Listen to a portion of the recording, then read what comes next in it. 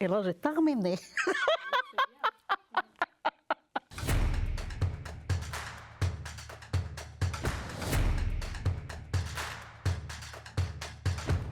Bonjour, Louisette Razzoloni-Eina. Je porte un projet qui s'appelle donc l'Atelier Keiru. C'est une entreprise du design symbiotique. Elle a pour ambition donc de changer les pratiques de conception de l'architecture, des dispositifs et du territoire. Il s'agit de penser ces objets en termes d'infrastructures biologiques et de sortir de la dichotomie du naturel versus l'artificiel. Ce changement de sémantique permet de réinstaurer l'intelligence écologique. C'est ce qui a permis au peuple premier de penser et d'acter leur territoire en symbiose.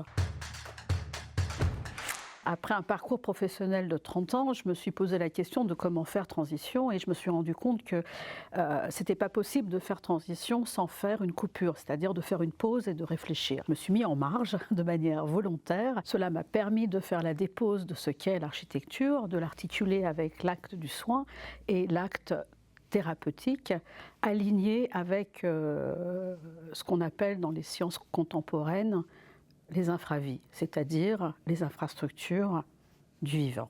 Alors, le moment où j'ai compris cela, c'est quand j'ai eu une discussion avec des étudiants en médecine et en biologie, où quand je les ai entendus parler du développement d'organismes ou d'une pathologie ou d'une bactérie, moi, ce que je voyais, c'était le développement de la ville. Donc, j'ai compris que c'était exactement le même processus. D'abord, la résidence par elle-même, elle donne accès à un lieu, à des moyens, et puis à une visibilité. Donc ça, c'est vraiment important pour le démarrage. Et comme je suis nouvellement habitante au Havre depuis le Covid-19, eh bien, ça me permet aussi de me greffer sur un réseau qui existe déjà, ce qui est vraiment la crème.